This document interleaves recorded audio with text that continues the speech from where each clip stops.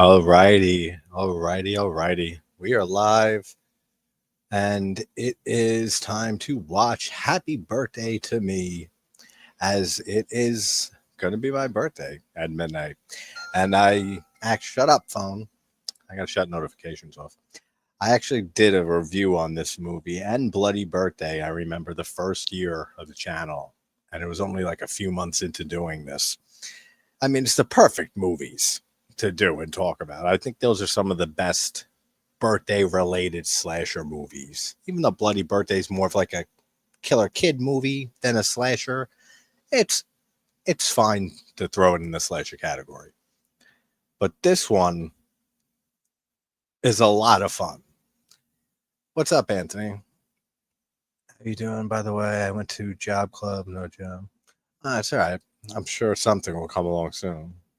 Because you've been looking now, right? If I remember the last thing you said. Just checking this notification thing, make sure this is off. So interesting that this movie is directed by J. Lee Thompson, who was directing movies since like the 50s. And he was famous for directing the original Cape Fear from the early 60s, or 63 or 65. I didn't know that until I briefly looked up and read a bit to refresh my memory on this, because I haven't seen this in a bit. I don't think I've seen this since I did the review on it the first year of the channel, so it's been a few years. You're almost at 1K? Awesome, man. How close are you? What number yet? What's up, Scott? Doing good. Just ate a pizza Friday night. You're watching The Jester? That movie was rough, man. I did a video on that if you want to check that out after you watch it. I think it was a whole spoiler discussion and shit. I think it was a blind watch. I was just watching it while recording, which is what I always do, but I never saw it before. I didn't care for that. I mean, it tries to be Terrifier and Art the Clown-esque, kind of like there was another movie that I can't think of. There's been a lot of movies lately, but there was another one that was similar to Art as well, with over-the-top kills, but it was like a scarecrow killer or something like that.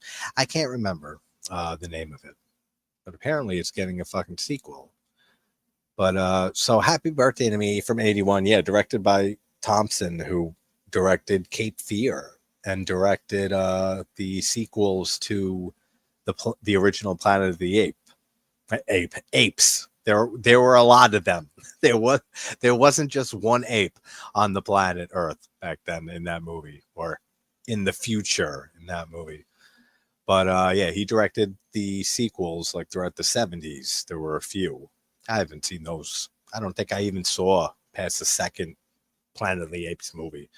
But he directed those, and then so he was pretty old when he directed this slasher movie. And this was Melissa Sue Anderson's first. I don't know if it was her first movie, but it was her first like lead role in a film that they were really trying to, she was trying to transition from TV and famous on Little House on the Prairie to actual serious films. Well, maybe not serious films, but doing films and having film roles. What's up, Russell? How you doing, buddy? Happy Friday. Soon to be Saturday. And I will be 30 fucking 7 years old, man. I know that sounds young to some people, but I'm feeling the age. In the last few years, 37 sounds way too close to 40 for comfort, for my comfort. Had the Planet of the Apes box set. Yeah, I never got big into those movies. It's a classic, but it's still a movie I don't throw on ever, really. I saw that movie last maybe when I was a teenager. But I saw like maybe one or two of the remakes, like one of the remakes, like the Planet of the Apes straight remake, whoever did that from, I don't know, 10 plus years ago. And one of those sequels, because I was on an airplane when I watched both of those. I watched the original, the remake, while on a trip somewhere, and then I watched the sequel to one of the sequels to the remake on another flight somewhere else because they had all the Planet of the Apes movies on those flights. So I said, all right, I'll throw these on. And then I know I've seen, what is it? Like, it's not Return to the Planet of the Apes. It's something different. Like the first sequel to the original. I've seen that one again forever ago, but I don't know. It was never really my thing. Just shared on Instagram. Oh, thanks, Sam, as always. You just had a birthday. Everybody's birthday. There's so many people in our horror community here that have birthdays in September. There's there's Nanette, just had her birthday this past Monday, I think this past week. Mine's at midnight. There's a few others. There's like 4 or 5 other people. I can't think off the top of my head, which I feel bad about. But yeah, there's a lot of people with birthdays in September and October too, in spooky season. So I know there's a ton of birthdays in the next month, continuing because there already has been. So lots of times for good times and celebrations, which we desperately need with the shape of the fucking world and humanity as a whole as of late. So let's just have fun and enjoy ourselves. That's the key to life. Just laugh, family, health, loved ones, friends. That's all that fucking matters. Because we don't have much time on this planet. It's a temporary experience. So let's celebrate and watch Happy Birthday to Me. Anyone wants to watch along, I pinned the Look movie link. I don't know if it's on Tubi. It might be. I feel like I scrolled past it recently, so it could be on Tubi. I just rented it on Prime because I was so fucking like discombobulated getting ready for this. I had to go down and make food. I made some coffee and I'm like, shit, I got 5 minutes. So I was like scrambling. I had to get the Look movie link and pull that and post that. So I said, all right, I'm just going to rent it. I don't have time to start looking on platforms and see where it's streaming, but it might be on Tubi. I'm pretty sure it possibly is because I remember seeing it. But if not, it's on Look movie, and I'll wait a few minutes, see if anyone else comes in, if they want to start it at start time. And if not, as always, I'll give a timestamp when people come in who want to watch as well. Charlton Heston didn't want to be in part 2 unless they killed him off. I mean, there's a lot of big actors, big name actors and famous actors that started in horror or just did horror movies or like 1 or 2 horror films, and they just don't like being associated with it like in any way.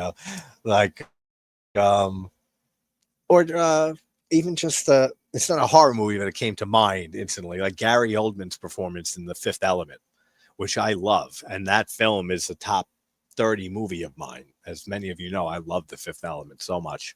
Gary Oldman hates his performance. He hates that movie. He hates his performance, and it breaks my heart that he does because it really is such a great film. Hey, thank you, Larry. What's up, brother?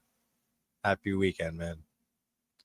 Yeah, and if anybody also, if anyone wants to come on, hop up at any point, just I'll drop the chat link.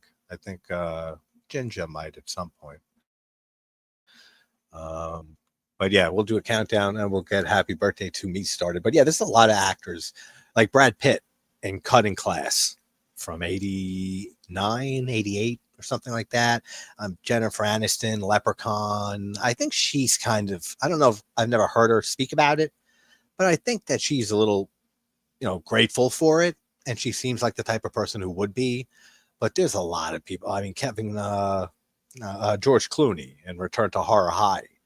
He'll never mention that shit. Like Brad Pitt doesn't mention Cutting Class. I mean, this Tom Hanks in He Knows You're Alone. There's a lot of stars that started in horror and will acknowledge it, or they hate acknowledging it, or they hate the movie. They're embarrassed that they were involved in the production, and it sucks. But hey, what's up, Ginger? How you doing, bro? Hey, Larry, the man, the myth, indeed. the man, the myth, and the legend. Dropping by to say good day, Governor. Bruce. The thing kills you with the Bruce. Thank you, man.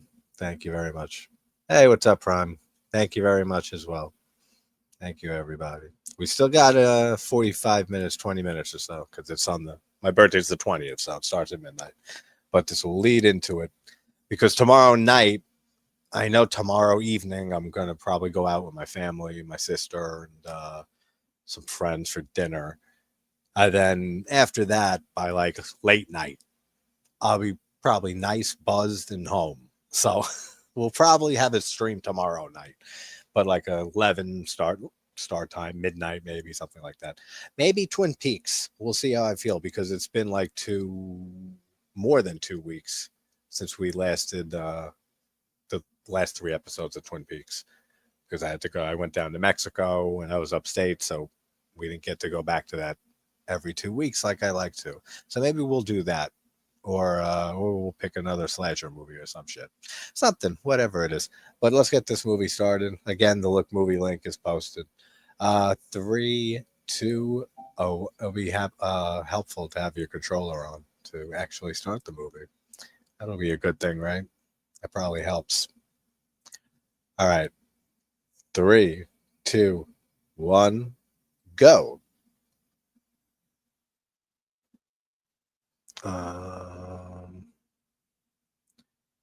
Russell, my man, Jason, everyone saying hi. Great. Happy born day. Thank you, Russell. Born day. I like that. My fucking, I don't know what's with me lately. Pulled my friggin', I pulled like a little muscle on my lower back. I always have back issues and stuff my whole life, but a muscle there, and I just recovered from pulling the pinched nerve and pulling the muscle, whatever that was over here, like a few weeks back. But this already has been feeling better. But yesterday it was like, it's hurt me. So Melissa Sue Anderson in this, I like her performance. I was never a fan of Little House on the Prairie. I don't think I've watched more than an episode of that, actually. But I think she does good in this. It makes you wonder throughout it if she's really just crazy and she's the killer, or if there's something else to it and somebody else is. And it makes sense because they rewrote this movie a lot in pre-production and while they were shooting it too. And originally she was supposed to be the killer. Ginny, her name is in this, right? I think Virginia, Ginny.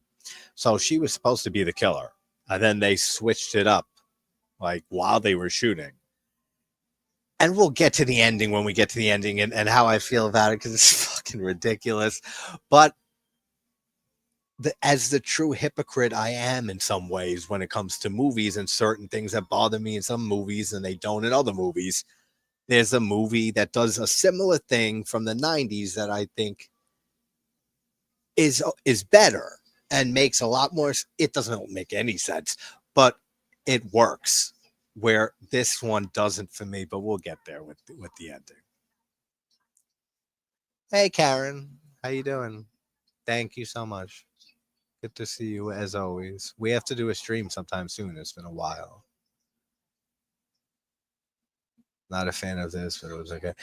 I'm not a huge fan of this movie either, actually. I don't think this is a great slasher film.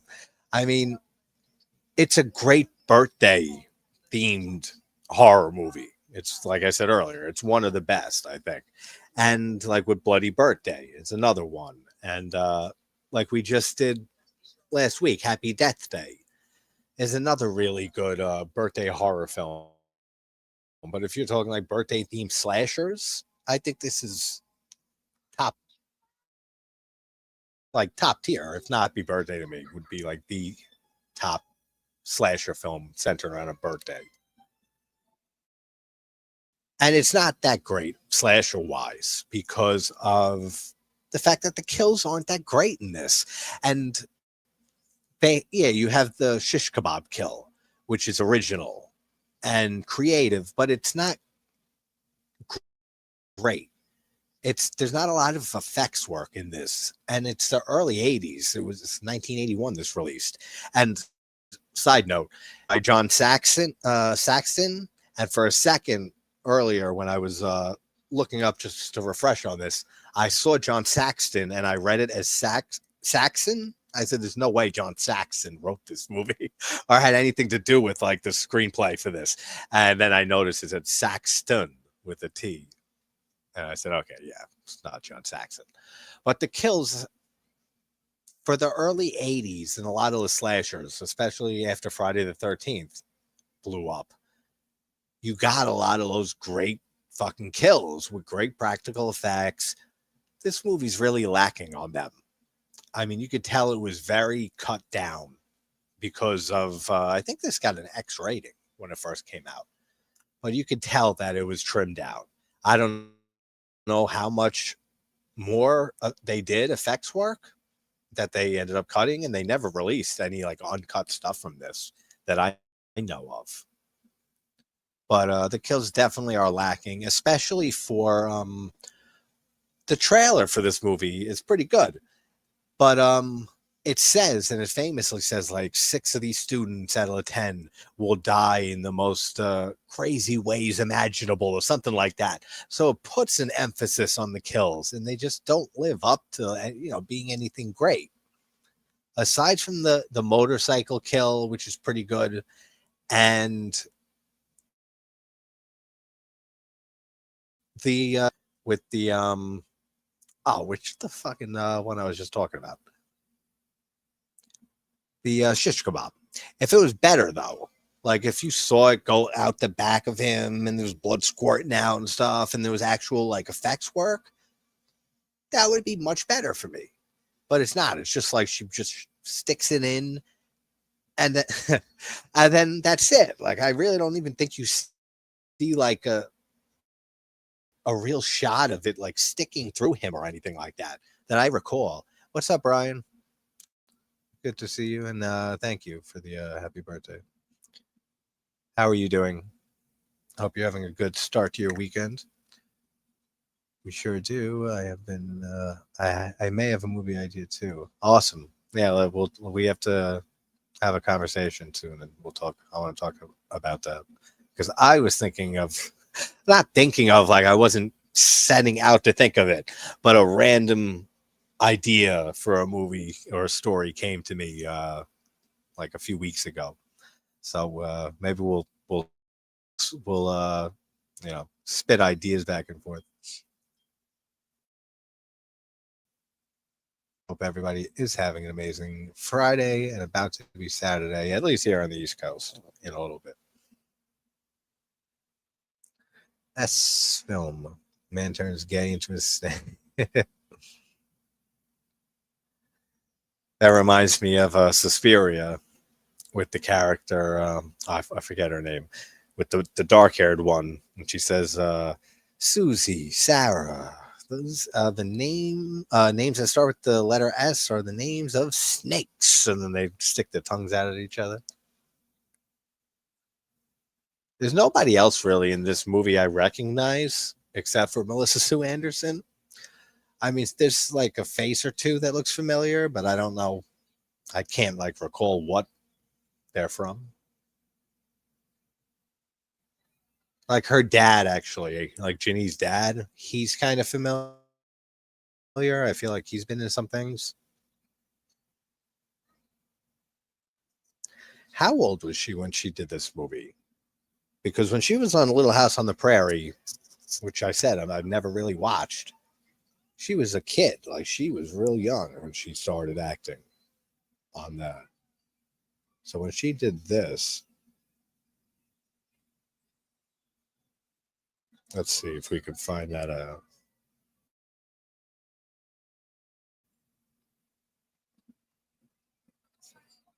She was born in 1962.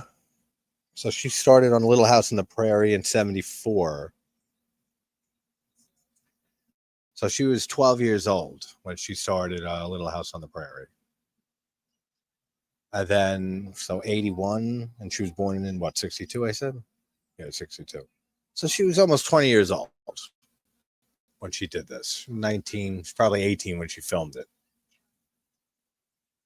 And was this her first, like, film. I don't know if it was her first movie. It might have been. Yeah, it was. It was her first feature film role. And she never really did much after that. I mean, she did other stuff, but not like any real horror movies that are notable. And then a lot of TV stuff.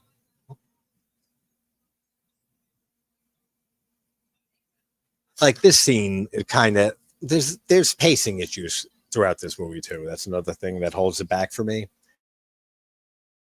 from being like a great slasher. The whole scene when they're in the bar here, and they're the old timers are there and they're talking, and it goes on for a decent while. They find the rat just now. This scene goes on for a bit and it can drag, but for the most part, it's not too bad. The pacing in this. There are much, much slower slasher movies from the early 80s, especially from this year, from 81.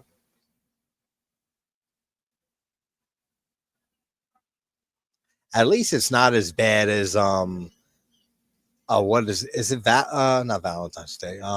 My Bloody Valentine. Is that the one where they have the scene where they're singing bottles of beer on the wall or some shit for a long time, and there's a whole scene with them in the bar and it goes on forever? I think that's My Bloody Valentine. I never cared for that movie. I like the remake, actually, the remake better for My Bloody Valentine.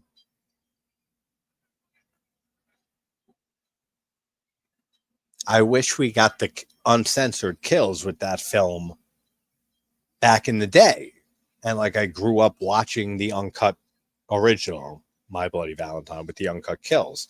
Because even though we did get the uncut kills several years ago, finally, it was too late already for me because I already watched that movie a lot of times, over the years. And it's a good slasher, but it's nothing great in my opinion because the kills were always slashed. So, I mean, even though they released the uncut ones, My Bloody Valentine's still not a great slasher for me. Do Heart of Midnight count as a horror movie? I don't know. I never saw that actually. Never saw Heart of Midnight. What is that? I'm gonna look it up.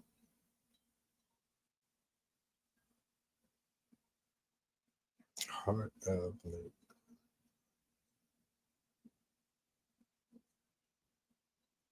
Yeah, it's a horror. Oh, okay. I think I never saw this. It has Jennifer Jason Leigh though in it.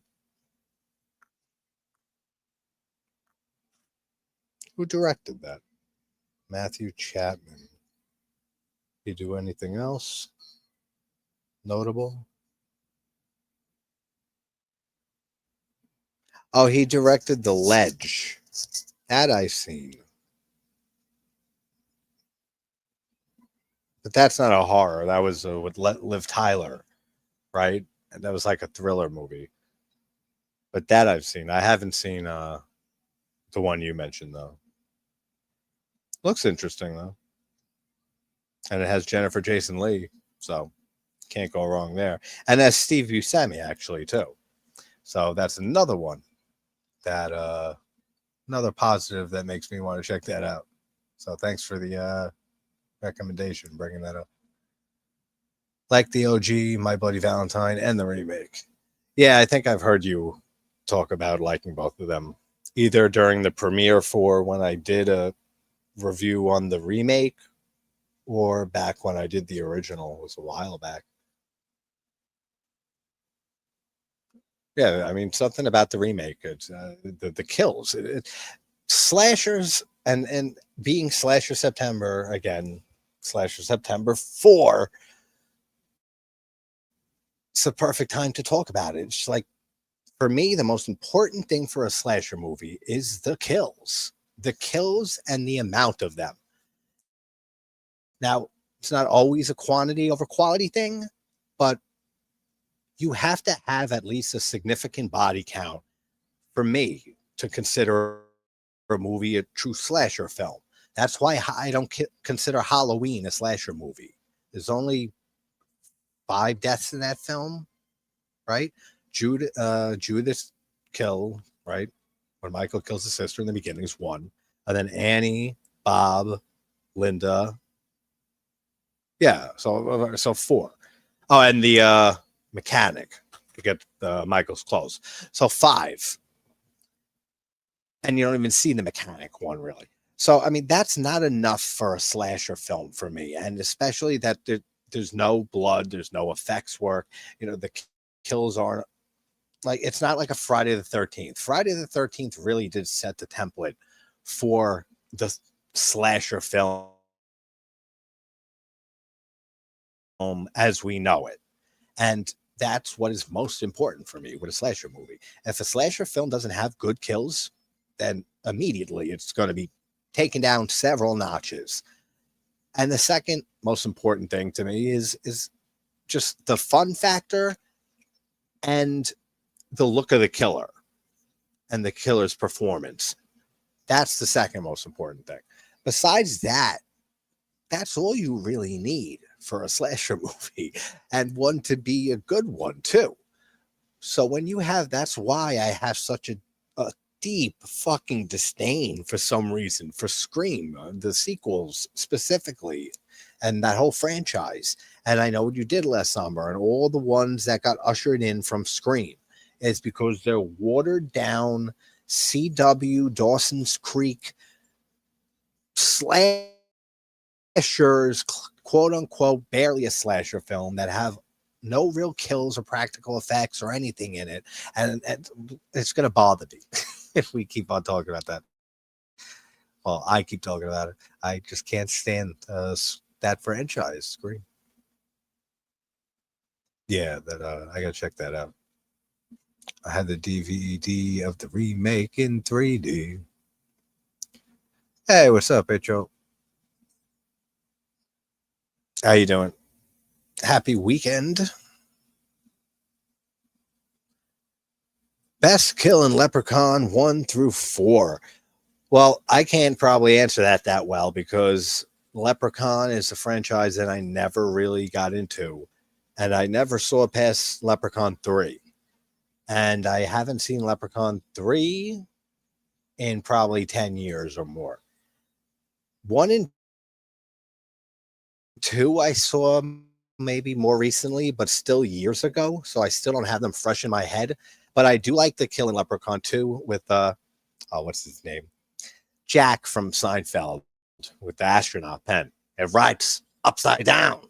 It's used in space. That guy, when he has the gold and shit that bursts from his stomach, right? That's probably my favorite that I can remember.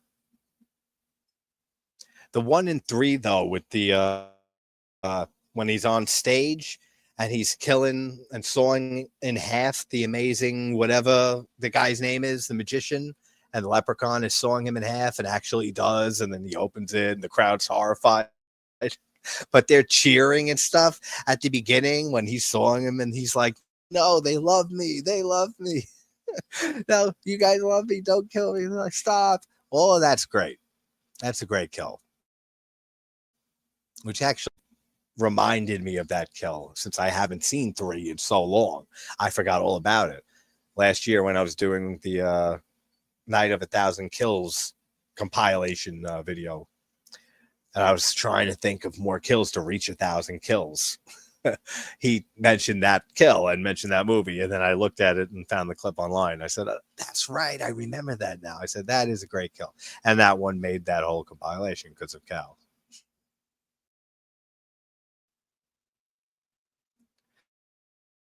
Yeah, I know, man. There's so many people that love that film and put that up as like some people put it up as favorite slashers of theirs. I usually will say when I can see something like someone's opinion, I can't see it. I can't see it for me. Like, I just can't see that being put as a favorite slasher of all time when the kills just aren't there. I mean, uh, we have them now, like I said. But if you haven't seen it, then you just watch it for the first time, and it's with the uncut kills in it, then yeah, it can elevate and it'll be much better. And I always say, I wish that's how I experienced it, because I saw that movie when I was young and there was no uncut kills. It was just how the movie was. And how the movie was, the kills just don't live up. And there's pacing issues for me throughout it. It slows down considerably. Valentine's Bluff, right? That's the name of the town. What a stupid name. It's so on the nose and stuff. It's already called My Bloody Valentine. It's set on Valentine's Day, and it's in the town of Valentine's Bluff. That's a little nitpick personal thing. You know me with my nitpicks and shit. But it's a good movie. It's a good slasher, but it's just not a favorite of mine. It's not one I ever loved. Love the Northern Ontario. Wait, what the hell happened to that? Okay, made cannibal film Scars. I don't think I saw that. Go on Dark Ride for Dr. Giggles or 976 Evil. Ooh, both all three good movies. Dark Ride, actually, I didn't see in a while until somebody mentioned it and brought it up and left a comment, I think, mentioning it. And I said, that's right, I haven't seen that movie in forever. And I rewatched it this year, sometime this year. And I really enjoyed it, again, rewatching Dark Ride. Dr. Giggles is a classic. I mean, that one is a lot of fun. And 976 Evil is a classic, too. And that's Robert Englund directing there. But I would probably go on the Dark Ride. I don't know if I'd want to go on the Dark Ride with Dr. Giggles. That's probably something I wouldn't want to do. Probably wouldn't want to be alone with him at all. And by the way, we have not real tits. I mean, they're her tits, but she has a bra on, is what I'm trying to say, of Melissa Sue Anderson. So half tits / September. But I guess she didn't want to go full on topless, huh? Because it's something that you would. That's another thing. It's not something that I think is essential for a slasher movie, but it never hurts. Is gratuitous nudity and stuff. I mean, that's the staple of the of the slasher genre, I should say, from the 80s especially. So that's not a requirement. It's always the kills that are number one in importance, and the story too. But I mean, even for a slasher movie, the story really doesn't have to make too much sense for me, or be that good, or pulled off that well, or have that great of acting, or it could have terrible acting and still have phenomenal kills, and it'll be a favorite slasher of mine. That's how important the kills are in a slasher movie. Like, I mean, look at Pieces and a lot of classic slashers. The Mutilator is a favorite of mine. That movie, from like a technical standpoint, if you showed that movie to anybody who's not a slasher fan and not a horror fan especially, they would think it is a terrible film in almost every way. And they would be right in most ways. The acting's terrible. The sound isn't great. There's so many glaring issues and that are not well with that movie, that it's just not a well-made film. But the kills and the effects work are excellent. They have some of the best kills in that film in an 80s slasher. So that makes it a favorite 80s slasher of mine. Just because of that. It doesn't matter how bad anything else is. Same with Pieces. Look how bad of a movie that is. The sound design and then the overall sound of the movie and the look of it is terrible. I mean, the whole Bastards line, which became infamous from Linda Day George. Bastards! The sound when she's screaming that. Oh, it's so bad, the sound in that movie. But it's another favorite slasher movie of mine. And favorite 80s film of mine. It's a favorite horror film of mine. I mean, I love Pieces. It's so bad, it's fantastic. And because of the kills and effects, that's why it's a favorite. But you don't get me wrong, you can have a great slasher movie that doesn't have that many extraordinary kills or that many graphic kills or gore or anything like that. If you have a fantastic script, story, great performances, absolutely, 100%. It's just not as common, nowhere near as common, I would say. Let me catch up on chat here. Leprechaun in Space was the last one I saw. Yeah, I could imagine that ending anyone's enjoyment or desire to continue that franchise. I mean, 3 ended it for me way back in the day. 4 is um what? 4 is Space, right? So that would have been the next one for me. I'll eventually do that series because I just mentioned this in a stream recently. That Puppet Master, I think, was the last franchise that I did all, reviews on the whole franchise.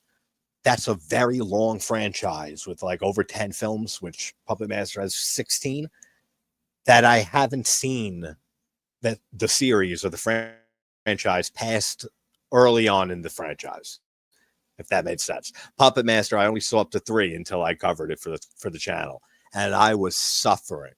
By the time I hit the 6th movie, which is the clip show or so, then the 7th one, the 8th one, and it just kept getting worse and worse. And some of those reviews, I wouldn't even get out of bed. I was laying down, fucking just laying down, filming and talking about it and watching it and shit, because I said I'm not getting up. Then expelling any type of energy to put into that because they were so bad. There's one movie that is kind of a little bump up, and I mean a little bit of a bump in quality from everything else. But and which one is that? It's the one with that guy. That's not descriptive. He's a comedian. I don't in a lot of comedies. I can't think of the actor's name. Oh, what the hell is it? It's not the Axis trilogy. Those are terrible. Someone will probably mention it at some point, but that one's all right. But Leprechaun's another series. My whole point with this that I haven't seen past the 3rd one, and I was saying the other day or on whatever stream it was, I think Puppet Master was the last franchise that I did where I never saw it past the 2nd or 3rd movie, and it was so traumatizing doing it. That's why I haven't done it since then. I mean, eventually I'll jump into Leprechaun, Hellraiser, and a few other of those really long-running series that tend to get abysmal more and more as you go on. But Leprechaun would be the one I would go for before anything else, actually. I would do the Leprechaun series and watch those movies and sequels way before the Hellraiser franchise, for sure. Because I've only seen up to Hellraiser 3. Best one is when he went to the hood. Yeah, that's like the 5th one. And then Back to the Hood is the 6th one. Then I have no idea from there. Then there was a origin story, and then they had a reboot, right? Reich, like we're in fucking Nazi Germany, right? They had a remake with Hornswoggle played Leprechaun, which was not well received at all. Piranha is one of my favorite movies now. Piranha 3D or the original Joe Dante one? Because Piranha 3D is excellent. Were you there? You were there, right, for the watch of 3D? I think you were. That wasn't too long ago. Ed Harris, Next Loomis. Hey, what's up, Stacy? How you doing? Have Ed Harris be Gladys Kowich in Weapons. Yeah, I put out a review on Weapons and a spoiler. Like it's 20 minutes, so it's not like it's not a spoiler free review that I try to keep to like 15 tops, but it's not a deep dive either and like a full on spoiler discussion, because I got so many people that were messaging me and had so many people praising that film, including Paul Clemens from The Beast Within, who plays Michael in that movie, the main character, the kid, who I had on a few times in the past in the channel, and I became very friendly with. So he messaged me while I was in Mexico and said, "Have you, man? I just saw Weapons. Have you seen it yet? Like, it's fantastic. It's one of the best movies I've seen in years," and raving about it. Just like a few friends of mine with channels that I've seen them talk about it, favorite of the year. So there's been so much hype over this movie. Same with Talk to Me and Bring Her Back from this year. So I don't watch trailers, as most of you, if not all of you, know. I don't like any type of spoilers or knowing anything about a movie. So I went in completely blind. And we're going to have Paul come on and we're going to do a stream and a whole spoiler dive into Weapons. So it'll be me and Paul Clemens talking about Weapons up the ass, every little scene, and go through everything. Not sure when, hopefully in the next week or two. But that'll be fun. But I did go a little into spoilers in that video, and I put up a warning, which I usually don't do because most of the time I don't do spoiler-free reviews. But in that case, I threw it up since it's so new. But I have issues with it, despite it being a near excellent movie. I think I said excellent movie in the video, but I've been going so back and forth over that film. It's crazy. Like, it did not live up to the hype for me in any way. I think it's so overhyped. Same with Talk to Me. Same with Bring Her Back. I liked Bring Her Back. I thought it was a great film. But that's it. Like, I thought it was a great movie. I had a great time watching it. It was very entertaining. There were some great scenes and themes explored. And then I instantly mostly forgot about it like a few days later. If a movie doesn't stick in my head and have me thinking about it, pondering it, wondering about it, and having, I'm formulating theories, and then 2-3 days, a week later, a month later, I'm thinking randomly about a scene from it, and it pops into my head, oh, that was great. If I don't get that type of reaction from a movie, even if it's a great movie, it could be a great watch the first time, and then that's usually it for me. And that's how Talk to Me I watched more than once, actually. And I like Talk to Me better than Bring Her Back. But both of those movies were so fucking overhyped and did not live up anywhere near the hype and the praise. And same with Weapons, but I think Weapons lived up to the hype much more than either of those aforementioned movies. Definitely. It's a much better film, in my opinion, than Bring Her Back and Talk to Me. And it's so much better than Barbarian. I did not care for Barbarian much at all. I liked the first act. After that, ugh. Do you want a Valentine sequel? Actually, I just did a review on TikTok recently of Valentine, and I would like to see a sequel to that. Actually, that's one of the few. See, thank you for bringing that movie up, Stacy, because that is a perfect example to back up what my whole point of what I was saying earlier about slashers and what I consider the most important things in them being the kills, but that you can also have slasher movies that are great, that the kills aren't anything, very elaborate or good or graphic, but you can have a great story and good lighting and good technical aspects, and it's a great movie. And that's a perfect example of one is Valentine. It's one of the few post-Scream slasher light films that I really do enjoy.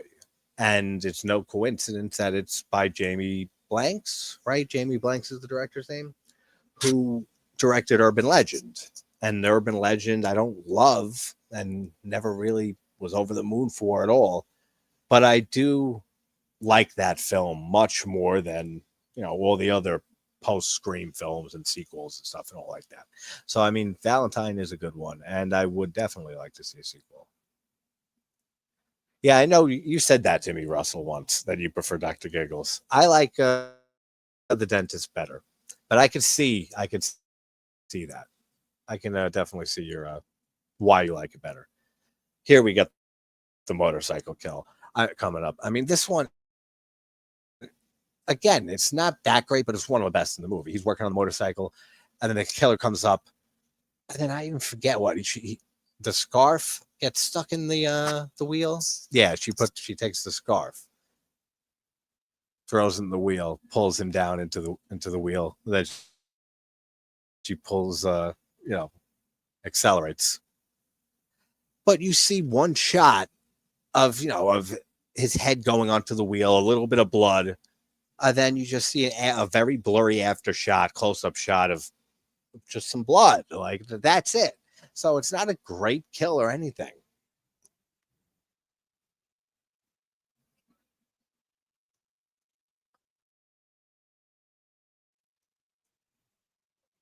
It's good, but it's not great.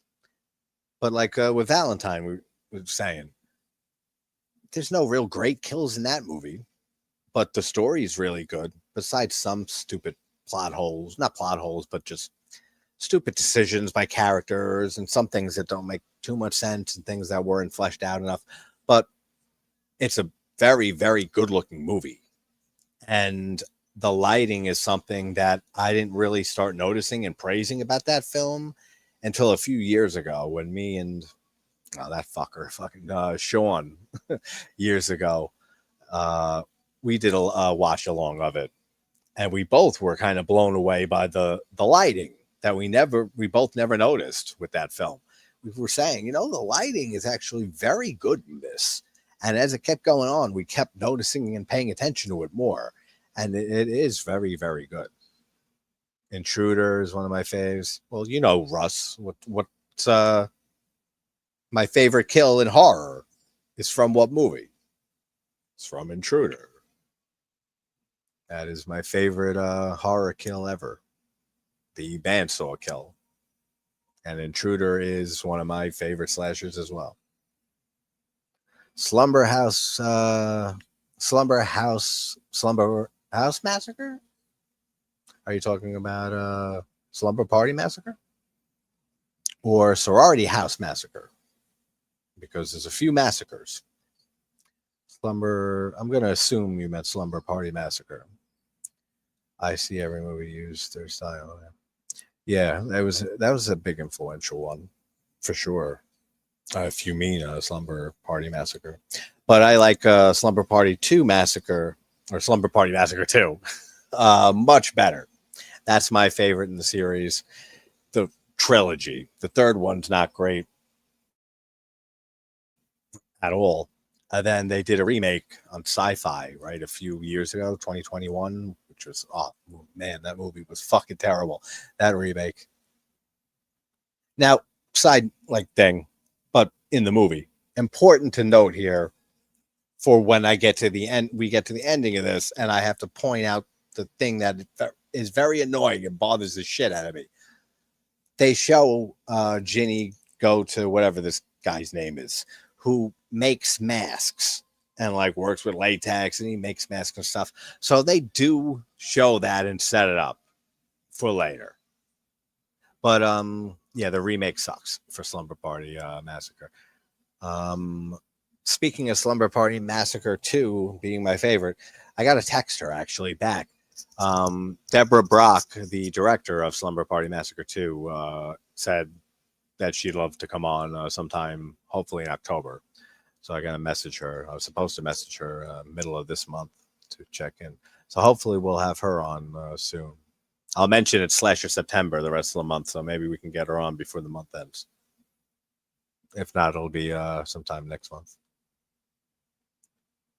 Happy Hell Night. Happy Hell Night? I don't know if I saw Happy Hell Night, but Hell Night I've seen, which is another one that is good with Linda Blair and what's his name? I always forget his name. The guy from he's in Friday Part 4 too. Can't think the actor's name. But Hell Night's actually, it's an interesting one because it's not a full-on slasher movie. It's more of a I don't know, like a deformed family, like killer movie, but in a house. It's not a full slasher, but that's a very good movie. But I don't think it's a good slasher, and why I don't consider it like a full slasher. But it's also never been one I've been like crazy about either. Warwick Davis is great. That's why I can't believe they did a remake and had a fucking Hornswoggle or whatever the fuck that guy's name is. He's a wrestler, right, or some shit. Well, I mean, you can't replace Warwick Davis as the Leprechaun. Weapons was okay. Felt like it's a bit overhyped. Yeah, absolutely, absolutely. See, but I like I was saying, it's definitely 100% overhyped. But I think it's a near excellent movie. I don't think it's okay. Like I think it's much better than that. But I still think it was super overhyped. Like I'm not going around saying this is my film of the fucking year. It is excellent in every way. Like what a great movie. Like I was with The Substance last year and Long Legs last year. More so with The Substance because like the movie like The Substance and The Empty Man from 2020 and Hereditary. I mean, those are movies for, like, in my opinion, because I love all three of those. Some don't like Hereditary. Really don't like that movie. But those are the type of movies that only come out every a few times a decade and really stand out as just a real original movies. And whether you love them or hate it, it's very divisive usually. The film is usually one that a lot of people hate and a lot of people are just over the moon, fall in love with. There's hardly a middle ground. And there's not a lot of movies like that. And so that's so funny. Yeah, I got thoughts on it. That's what I said earlier about the ending of this movie, and that there's a movie that does something similar that I'm okay with, and why I'm hypocritical in movies on certain things working and others not working. That's the movie I'm talking about. So we'll talk about that at the end. But that's funny that you brought that up. Pen was good. I think I saw that. I really like that film, actually. I stumbled upon that, but I'm a big Italian horror fan. I don't know if you are or not. But well, let me see. Did you like it? I just watched the slaughter. I should have read on it before. It caught you off guard. So I'm wondering, what did you like it? Did you not expect it to be what it was, or was it because it's an Italian film and that can be very jarring for sure if you're not into Italian horror, especially it being a modern film that came out what 2021, 2022, 2022, 2023, something like that a few years ago. Dardano Argento or something. No, I'm mixing my names up. It's something with a similar name to a famous Italian director, but different first name. I think it's something Argento. Or now I got to look it up. Oh, Dario Germani. That might be it. Is the director, because he also did Anthropophagus too, the sequel to Joe D'Amato's Anthropophagus or the Grim Reaper, which I loved. Anthropophagus too. That was a great sequel, decades after the original. But I saw The Slaughter first because it came on autoplay on Tubi, maybe like a year or 2 years ago or so, and I knew nothing about it. I just saw it was a movie, The Slaughter, and then I realized it was an Italian slasher movie. I said, "Oh, cool." I don't really see a lot of modern, present day Italian, slasher films. So I threw it on and I really, really enjoyed it. But it has issues for sure. It's not a fantastic movie. What year? Prime? Oh, you're asking Prime. Oh, that makes sense. I thought you were saying something completely else. It was like 2022 or 2023, Russ. I want to say. I want to say 2023. Hey, what's up, Synth? How you doing, buddy? Thank you, my brother, as always. It was a horror comedy. Yeah, for sure. The she demon with the breast implants and hairstyle in the 1800s took me off guard. Um, Wait, are we thinking of the same the Slaughter then? It was from a few years ago, right? An Italian movie, and they go to a movie. They go to a movie theater, not a movie theater, but like it has a movie theater, a studio that has reels of horror movies, and they get trapped in there with a killer. That's the film I'm talking about. That's the Slaughter I'm thinking of. You might be thinking of a completely different movie.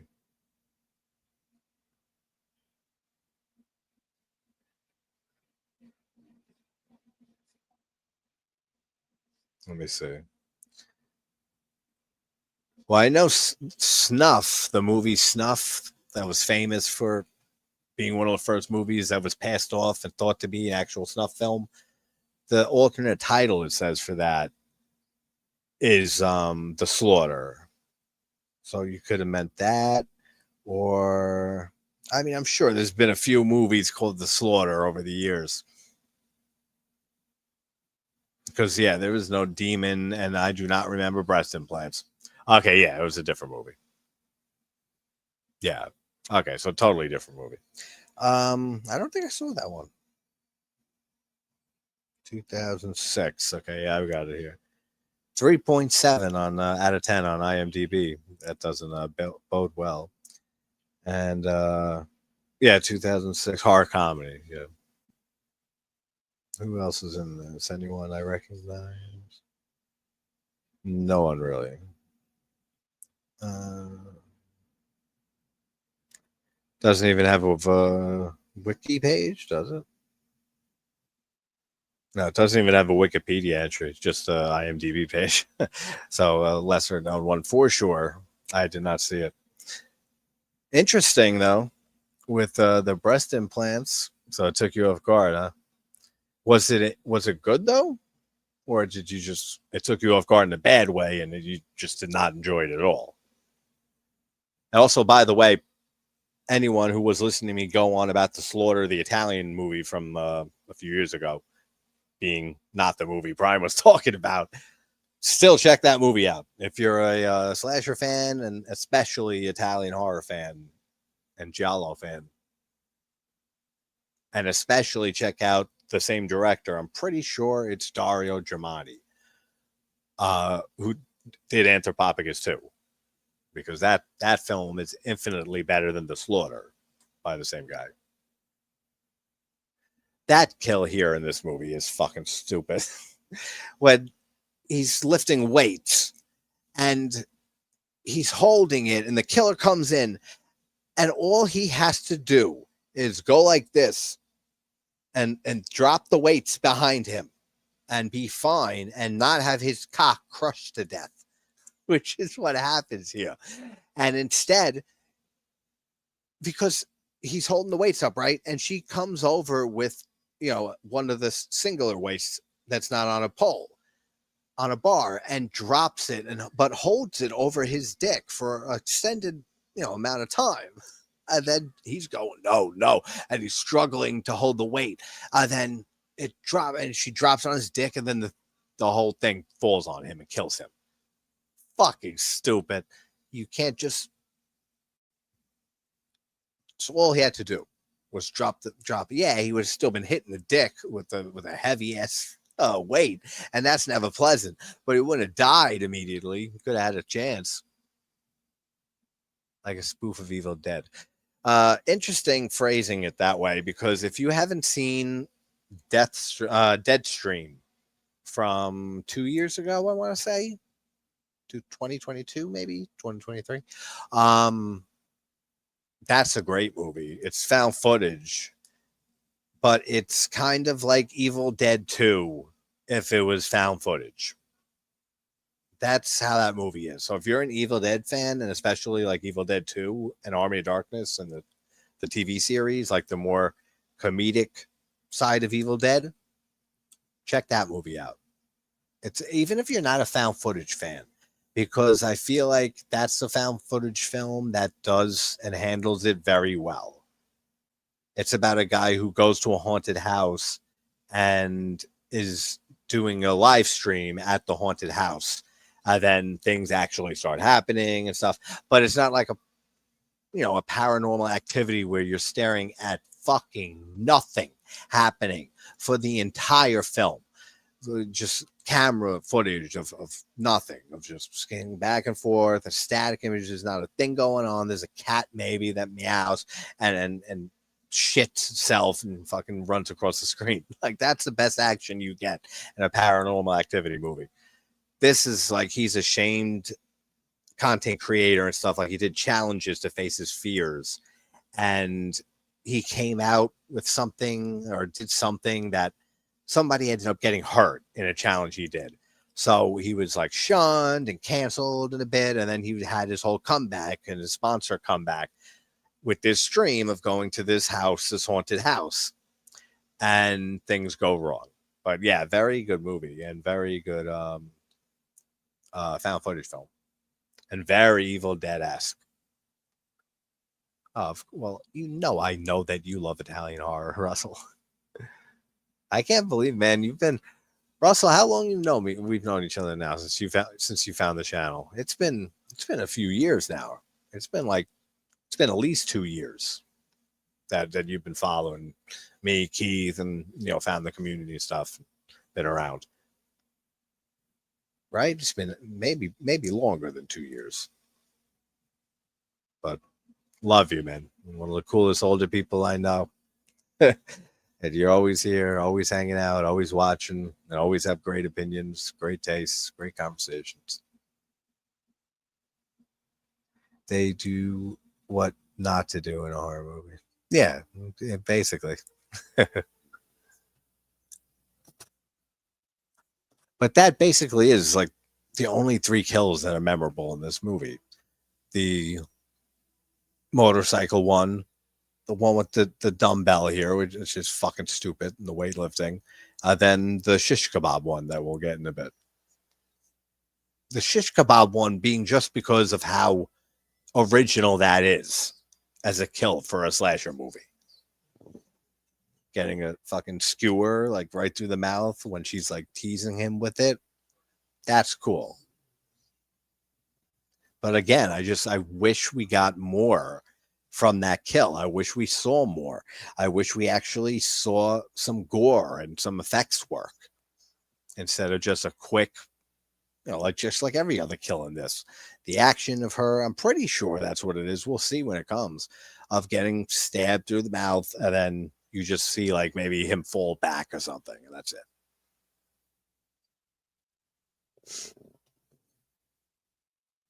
And that's another thing with the whole ending to this movie. That whole scene, he's talking to this girl and stuff. We'll get there with the ending, just in case some people haven't seen it. That's cool. I like when they go up to the bell. They like go up in this tower or whatever, or it's in like the school, right? There's the big bell.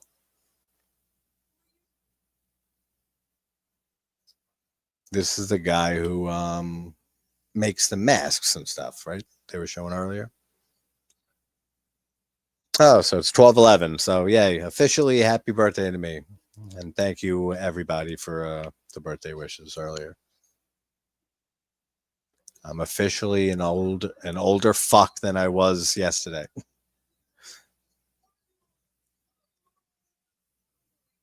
Quasimodo with a bell tower, he says. That's funny. Still got to edit that Poltergeist video, the Poltergeist 3 video. That shit's been sitting on my hard drive for like a week now since I re-recorded it after not liking the original one.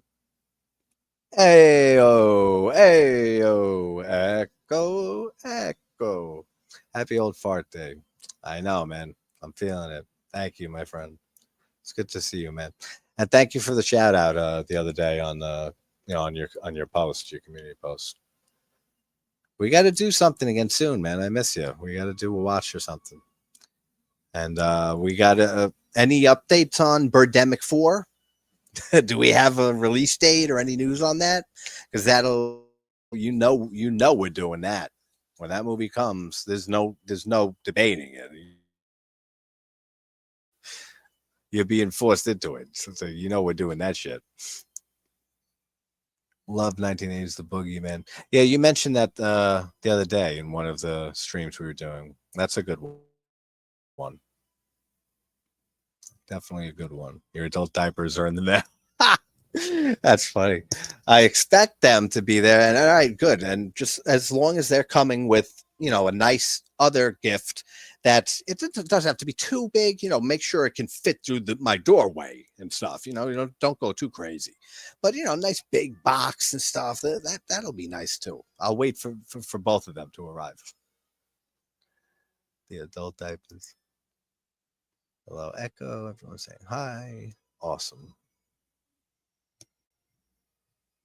So we got 2 reboot announcements recently, which I was going to make a video on it, but I'll probably end up, maybe I'll do it on TikTok. I'll do a shorter video on it on TikTok.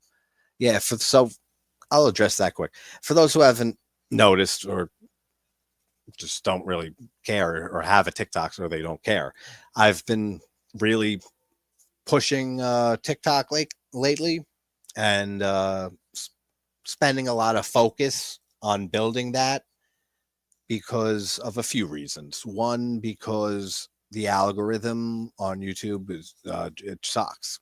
I mean, most any of you that have channels too and are creators and make content know how bullshit this platform's been getting.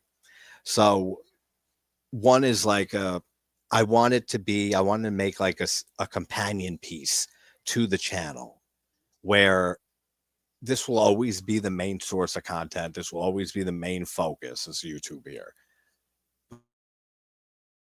Just in case something ever happens, there's a TikTok page as well.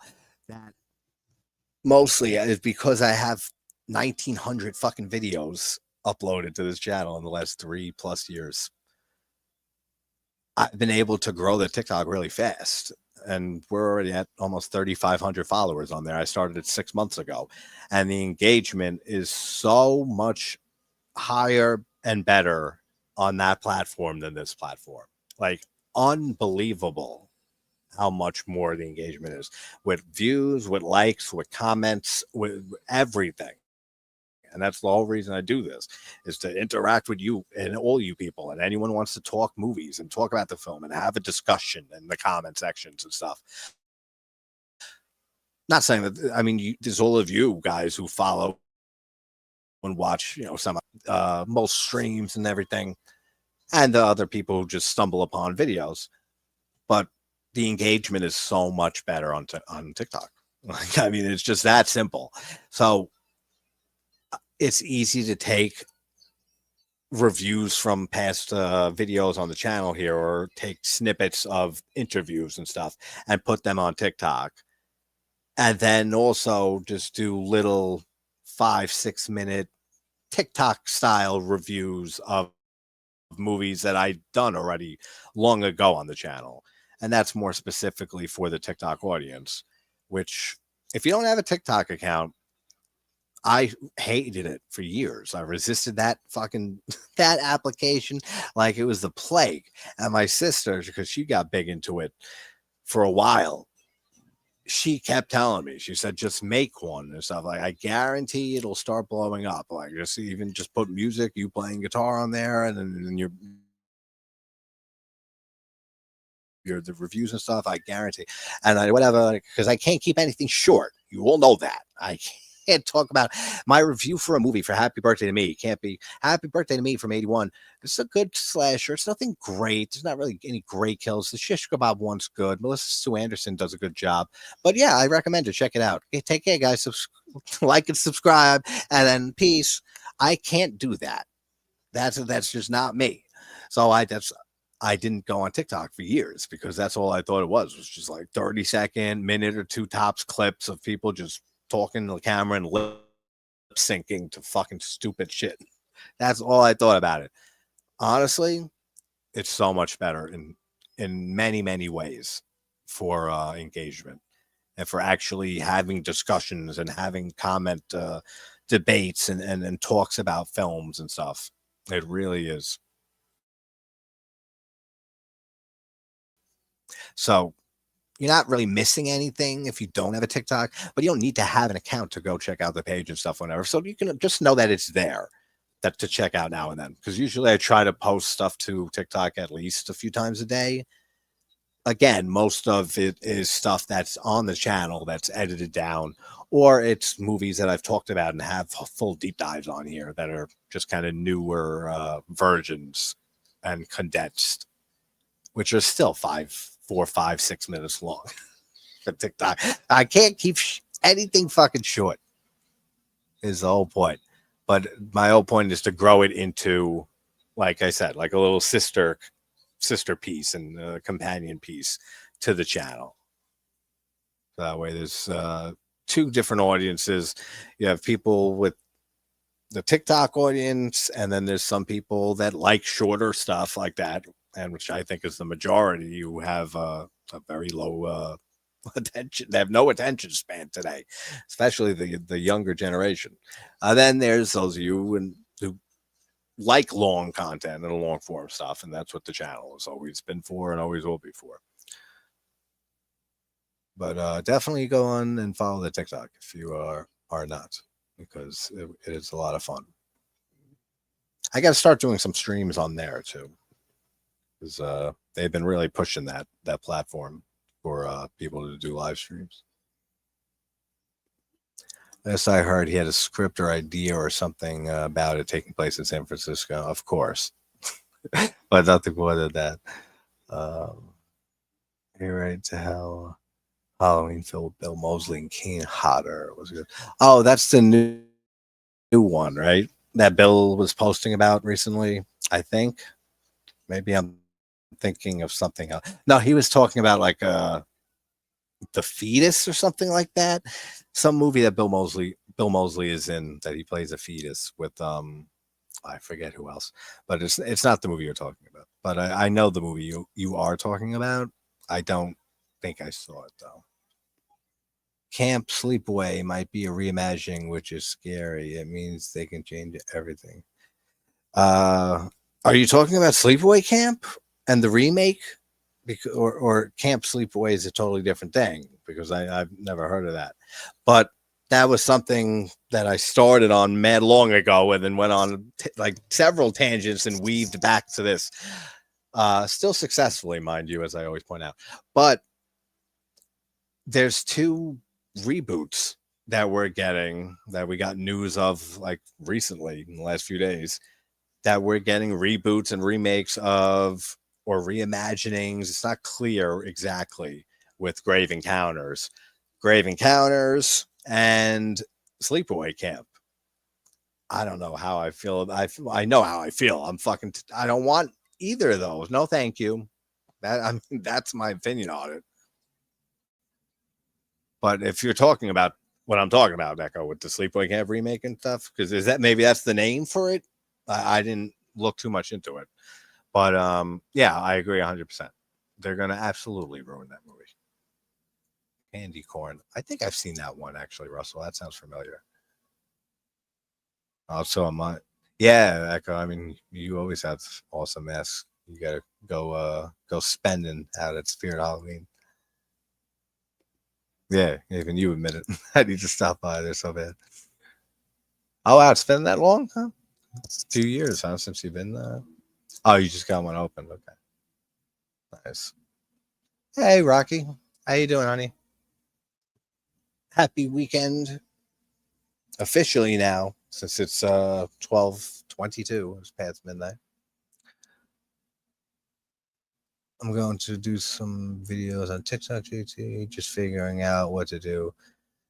Yeah, it's a very good tool. I mean, like even just to merge and to bring, the audience from TikTok to YouTube and vice versa, and to keep growing this community of ours.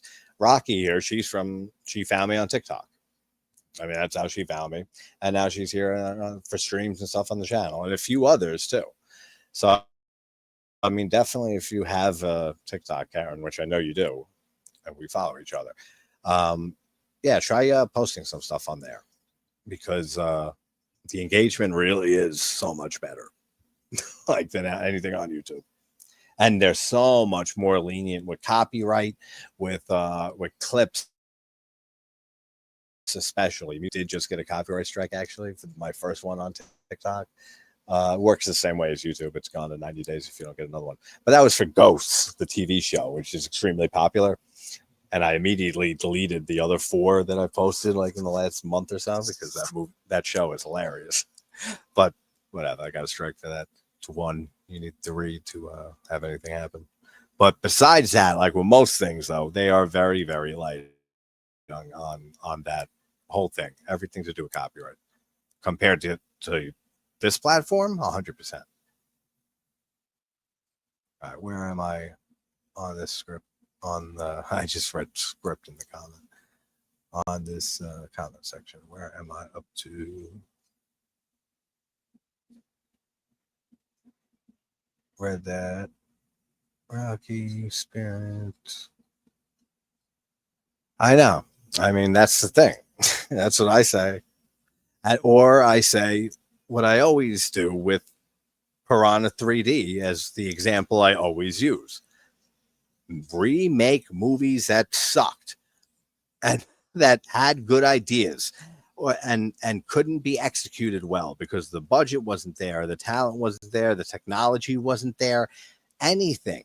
And Piranha 3D is the perfect example that I bring up every single time because Joe Dante's Piranha is not a great movie, in my opinion. I do not like that film at all. It's so boring, and it's just they didn't have the technology to do Killer Piranha justice.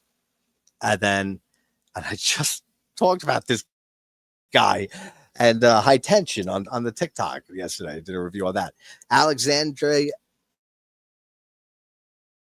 I fuck his name for the life of me. Despite there being numerous sites, videos, everything with pronunciations of it, and they're all different. All the different ways I just said. Hey, what's up, Bones? How you doing, brother? Good to see you, man. Thank you very much. Always appreciate seeing you, man. Hoping all is well. What are you doing this weekend? Anything good?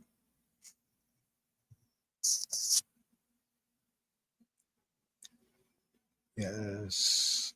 Nightmare Cinema. Yeah, that's the anthology, right? By did Mick Garris do that? I think that was Mick Garris. Pretty sure it was. If anyone who has come in and wants to watch along, I posted the Look movie link. It's pinned, and just ask. I'll give a timestamp. We're a little over halfway through here. Everyone's saying, "Hey, what is TikTok?" No, I'm just laughing, Russ, because I know you're older than a lot of us. You're older than the TikTok generation. I mean, so am I. Like it's the different platform. It's a Chinese platform that has been going back and forth that it's going to get taken down or sold and stuff like that. But it's another social media platform, but it's mostly like for shorter content. Think like on YouTube, like the shorts feed or Instagram with reels, how you just keep scrolling and stuff and different videos, or you can search for stuff. It's just like that. It's extremely popular, like with especially with the youth of today. But very effective platform though to grow channel here and so because I mean we're at 24 something, like 2,400 or something, almost 2,500 subscribers on the channel, and that's after a little over 3 years. And then TikTok, I'm at almost 3,500 in like 6 months. So that shows just right there how the engagement is insane, like on TikTok versus YouTube. But then like Instagram, I have another 2,000 or so on there, and then the same on Twitter or X. So like this maybe like 6,000-7,000 followers altogether across all platforms, accounting for cross-platform, followers from multiple platforms. So probably maybe like 5,000-6,000 or so, which is not a lot. But Instagram doesn't really help grow the channel here or what I'm trying to do much, and neither does Twitter. Mostly the things that I post to Instagram and X are channel. It's whenever a new video came out, I just, as soon as the premiere ends, I download it again and I upload it to both those platforms. Or if I'm going live, I'll put a live thing on, I'll put a tweet on X saying going live in 10 minutes or something like that, or catch the replay. That's all it is. It's to repost shit. TikTok, you can actually actually devote time and make actual content for that platform specifically. I forgot my login info for TikTok. I can't even remember what email. That happens to me so often, man. It's so frustrating. Like for everything, I have so many passwords, so many emails, so many things to log into and remember all that shit. And then a few times I've gotten notifications that there's been a security breach on some platform or whatever, and then change your password. Then you got to change it, and you always like tweak it a bit and add an exclamation point or something like that. And then you don't know which one it is. Oh, it's so annoying. I don't know why everything could just be fingerprint from now on. And they're starting to do that with a lot of apps, actually. Once you log in the first time, like for TikTok, actually on my phone, if you log out for some reason, you can log back in. You can fingerprint sign in. Karen told me I had to come or she would kill you. Yeah, because she's violent. She's so violent. Right? She always trying to kill me. But she's gonna kill Bones apparently too.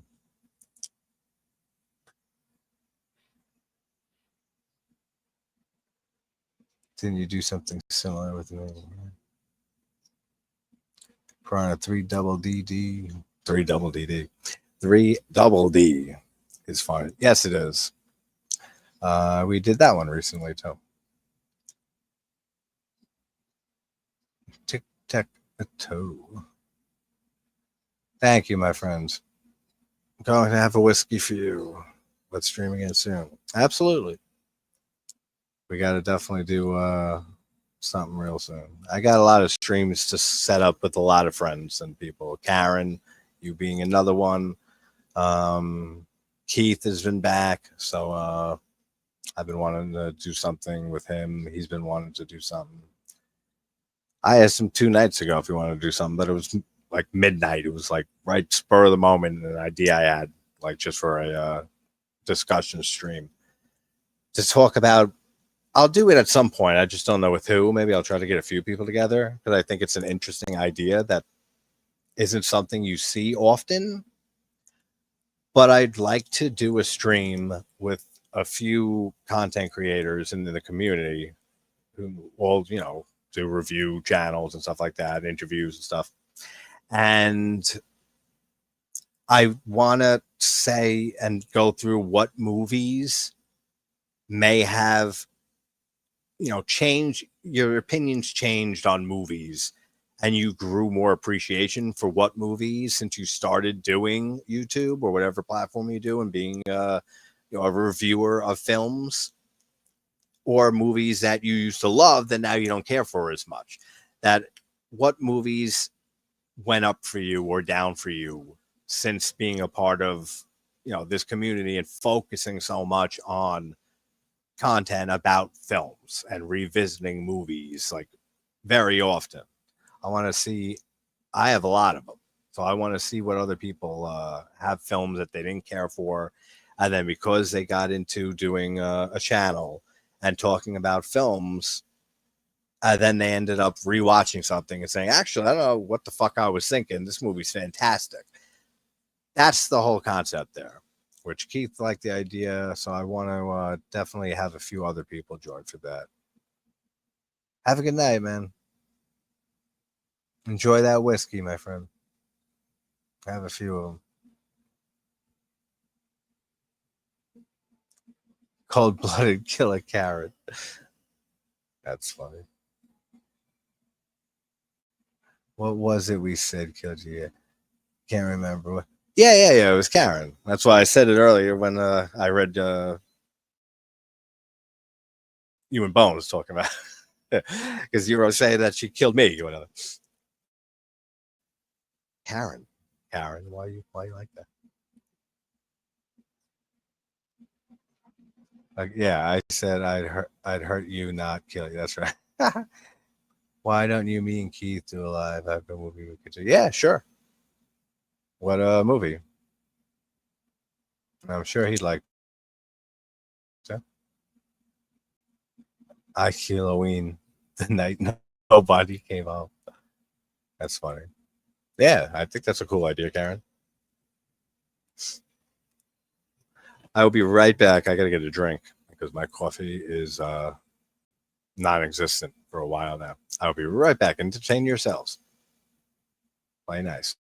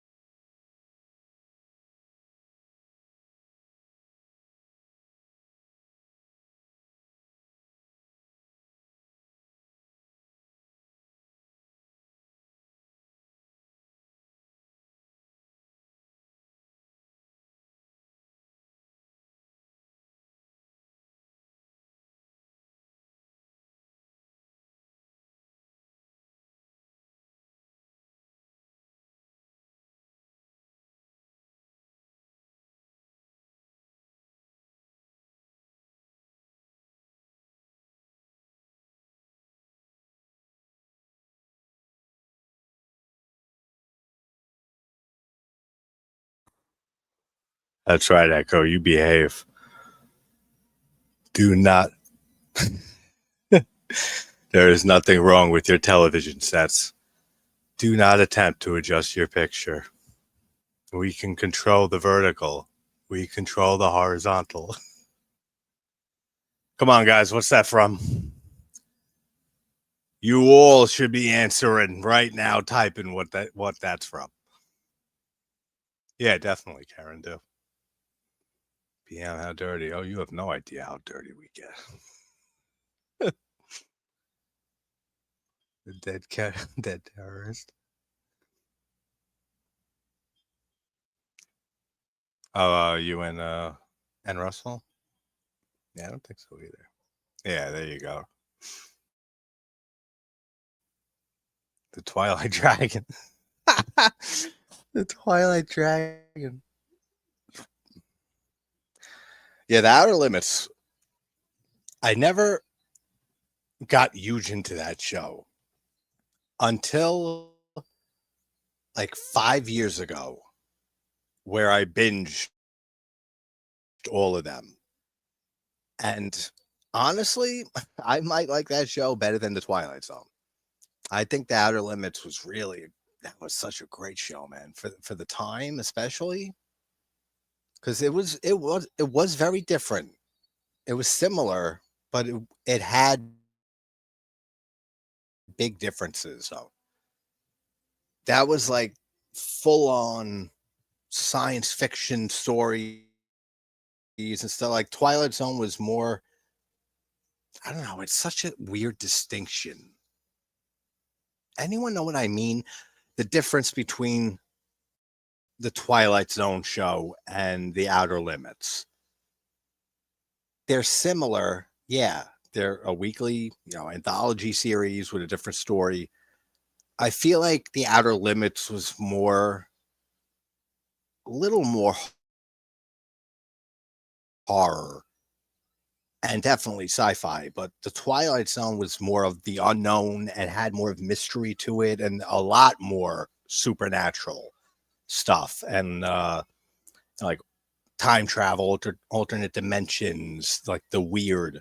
Outer Limits was a lot more straight. I don't want to say straightforward, but just very well done and well written science fiction / horror stories. There's a big difference for me with those two shows. Even if, I mean, there's a lot of people who confuse episodes from one series from the other because they are similar, of course, but there's definitely a difference. People who say that those shows were like ripoffs of like one was a ripoff of the other. I forget which one started first. I'm pretty sure the Twilight Zone, right, was like the year before the Outer Limits started, a year or two maybe. People always, I'd hear people say that, oh, Outer Limits is fun, but it's like a Twilight Zone ripoff. No, it's completely different.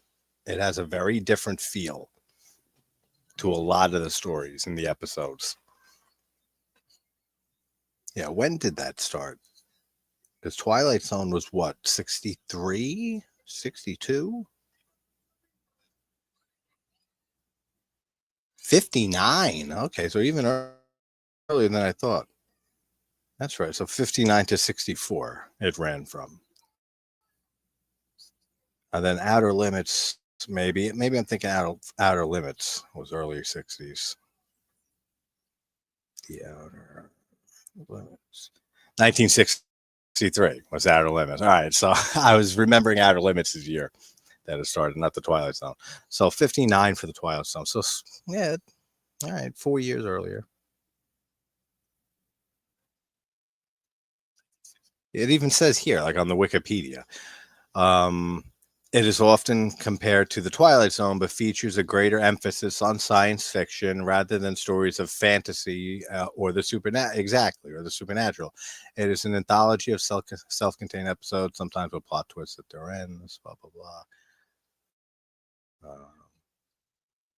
Apparently, there was supposed to be a new revival that was supposed to be in development, and then it never ended up happening. So, no, you know, legacy reboot of the Outer Limits for now until we end up eventually getting it because that shit's coming. Yeah, 50s. I didn't think it was 59. That sounded a little early by like a year or two. I thought 60, 61. Well, I thought 63, but I would have been all right with like 61, 62. 59, I didn't expect. Hey, what's up, Ben? How you doing, man? Hope you're having a good start to your weekend. I've been going through a box of recorded tapes. I got at my pop's house, and one of them was the Sci-Fi Channel Twilight Zone marathon, circa 2002, with commercials. Loved it. That's awesome. Yeah, I got some VHS recordings when it came out with the double deck VHS players, so you can put a movie in and fucking put a blank in and record it right there and rip Blockbuster and all those video rental shops off immediately. That's what I was doing all the time when that came out. It's so crazy how far we've come with technology since even then. I remember back then, I was a teenager, maybe like early teens, like a preteen, maybe even younger when that was a thing. And it was like the greatest technology ever, like the greatest invention, like where you can copy, onto a blank VHS tape. Same with CDs. When CDs came out and CD burning, like when that happened, that changed everything. That was like a universe changing invention for people like who grew up with that and lived through those events.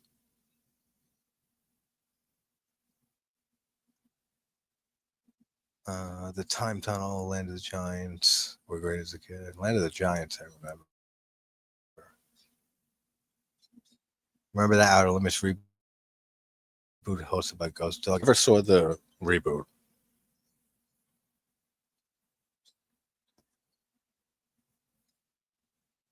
Was Forrest Whitaker?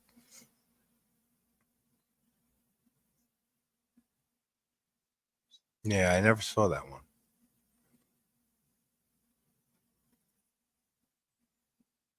I remember them in the 60s. Yeah, had a ton of Spider-Man 2 commercials. Raimi's Spider-Man 2, I would assume. So, as you said, around 2002. Which I haven't seen those Spider-Man. You guys know I'm not a superhero guy at all, really. But I do like Raimi's Spider-Man trilogy. I've seen those movies in forever. Those are movies I should go back to eventually and rewatch just for the fun of it. Which I would really like to see Raimi go back and do another horror film and something completely different. Just like how Drag Me to Hell was his return to horror and something really different and not related to Evil Dead. I want him to do that again. I want his second return to horror and something completely new and, if anything, completely different, like out of the possession supernatural horror realm completely. A different subgenre of horror. I would love to see that from Raimi. Give me a few more Raimi films in the horror genre and give me another Evil Dead film from Raimi before he passes, whatever, hopefully a long time from now, but and I'll be happy.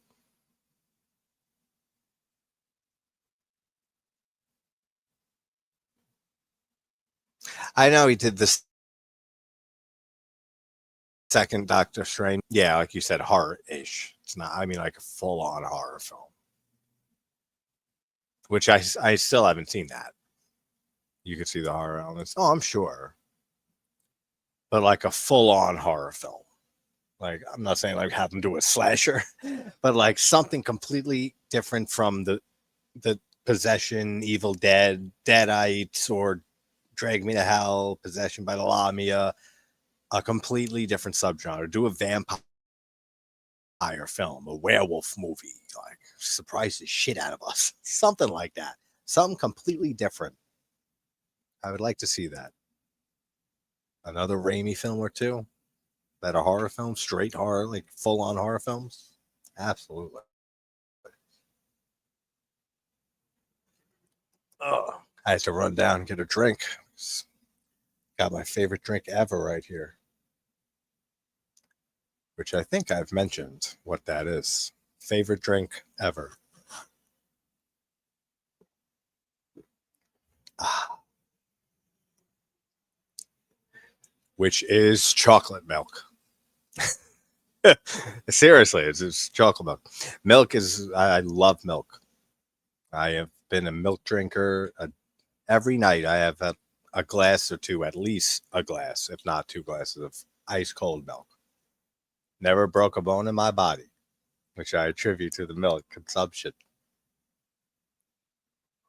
But oh, like now every few nights you make a nice chocolate milk. Oh, it's like a fucking orgasm. Greatest drink ever.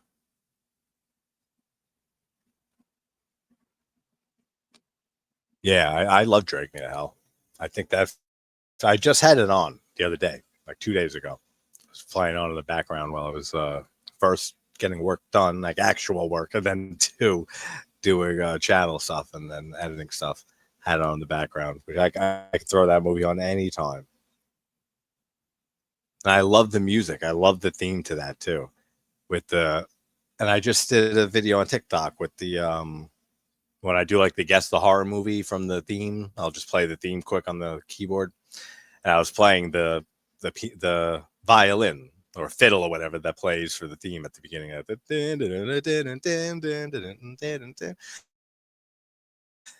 Played that a little bit. People finally got it. There was like one person who came in like 3 days afterwards, got the answer. I said, yes, Drag Me to Hell. Because the score is very underrated for that movie. Same 2026 Drag Me to Hell too. Yeah, I would like to get a sequel actually to Drag Me to Hell. That would be interesting actually. What would they do? They could do a prequel. They could show what happened to the kid that stole from the gypsy in the beginning, but they can expand on like maybe like earlier in his life, and then how it led up to that. And then the movie would end with kind of the beginning of Drag Me to Hell and seeing the kid getting dragged to hell. Or they can just do a sequel, but where would they go with the sequel? Because the Lamia curse is done because she's taken to hell. So the button's no longer a cursed thing, even if Justin Long character, his character has it. But they can always just have an unrelated, have it completely unrelated and just do another family or person, a couple, and one of them gets cursed by some other bitch, some old gypsy woman, and put 6 Lamia on her ass. I'd love a slasher film from Raimi too. I've been saying that for my entire life, basically. I would love a slasher film from Raimi. I used to drink chocolate milk with a Mr. Sub cold cut sandwich often after dance class when I was a kid. My favorite. Yeah, there's nothing like milk in general. Just ice cold milk every night. I can't. My night's not complete without at least one glass of milk. 2026 film is going to be a prequel. Is it? Oh, is there actually one coming? I thought you were just saying like, yeah, like let's have one.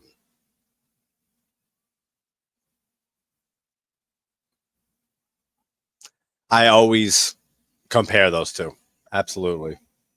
Thinner, which I really, really like the I haven't read it in forever. Most books I don't read after the first read. I usually just read a book and never read it again. Unless it's a favorite of mine. There's a handful. Like It, I've read several times, which is probably my favorite novel of all time, not even just horror or King. But see, I'm looking here. Fight Club, I think I've read twice. The Shining novel I read more than once. I know that. Same with Pet Sematary, the novel. Misery.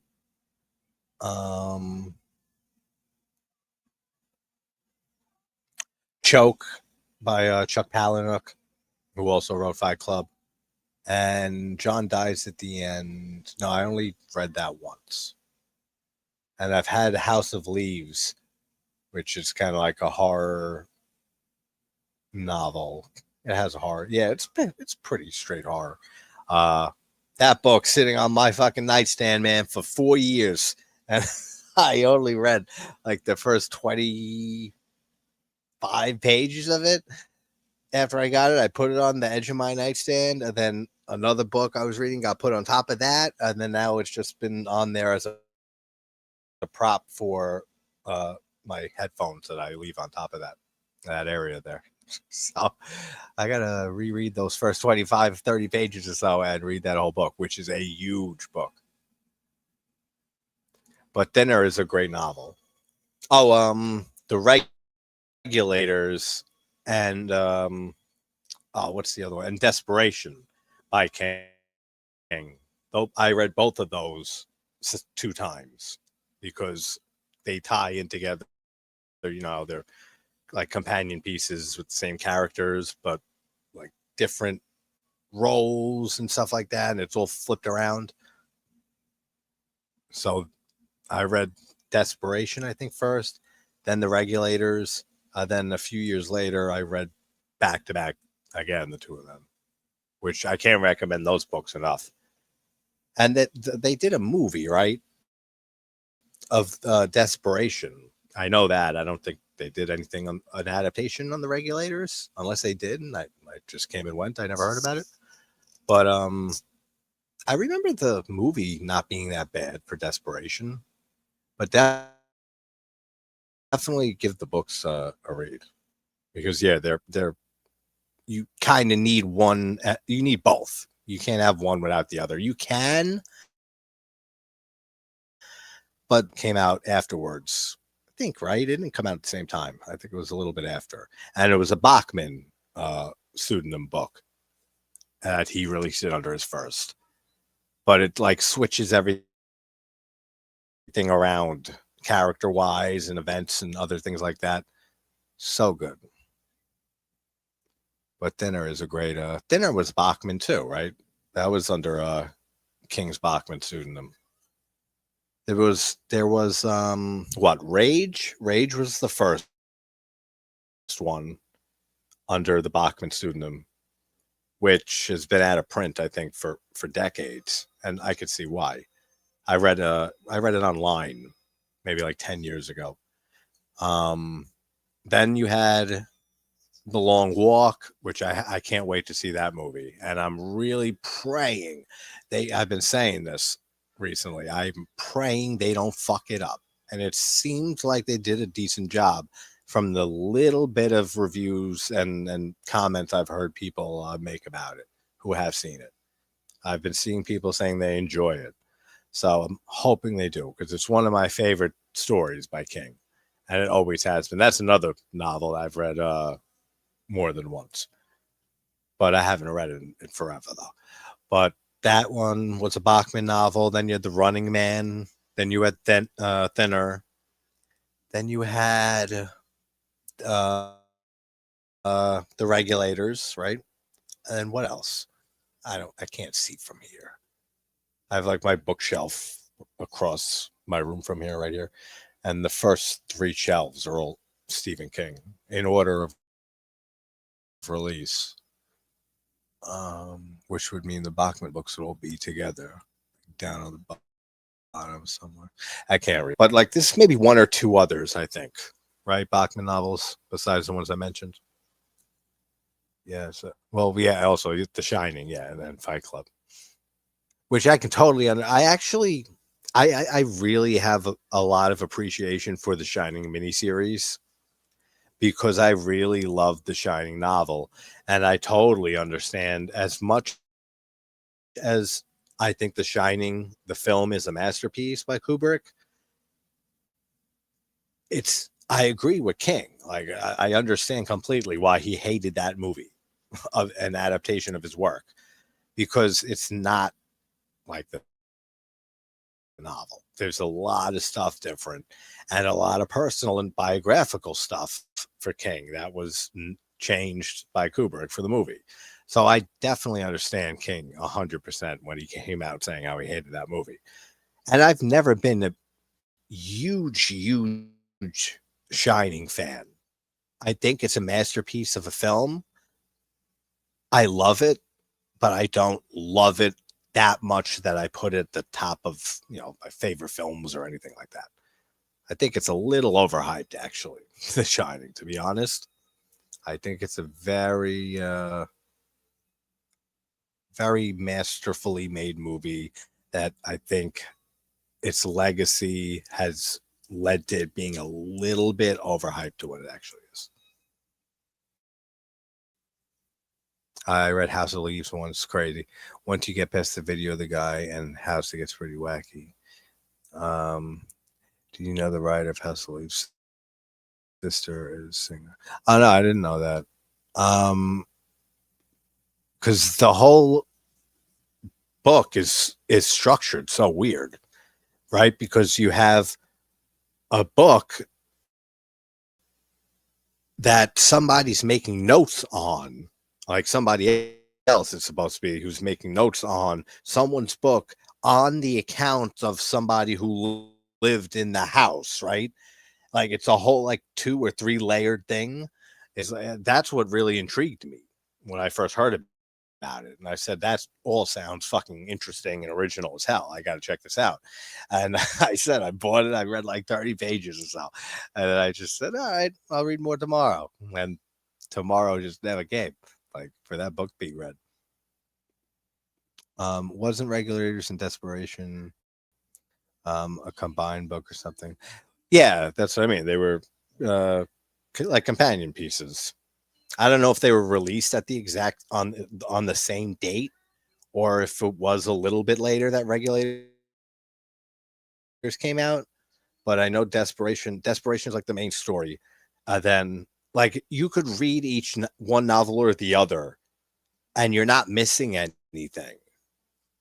It's just that they're the same characters, but switched around and have different traits and names and different events happen. So it's like an alternate universe version of Desperation.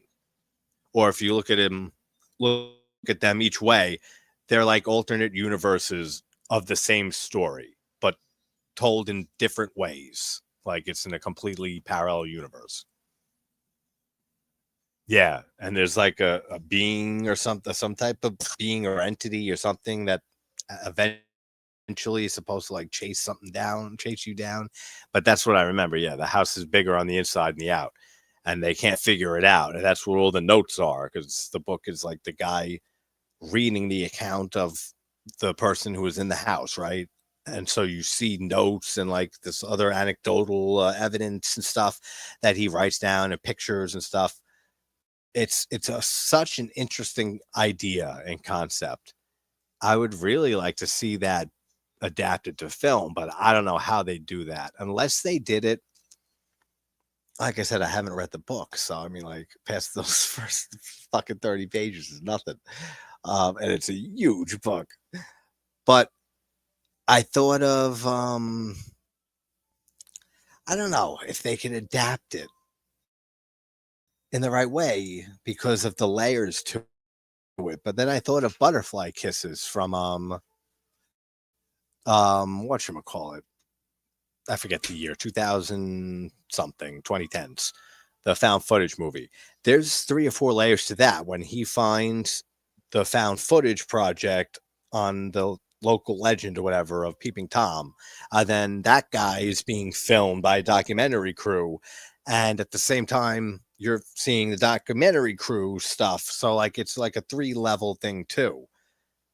Maybe they can adapt House of Leaves to a film, but it would be a real ambitious project. I mean, and that's from me not even reading the book, and just knowing about it, and then how it is and how it's written. I thought they were released at the same time because I think the covers combined. Oh yeah, you're right. Actually, yep, you're right. I remember that now. Um,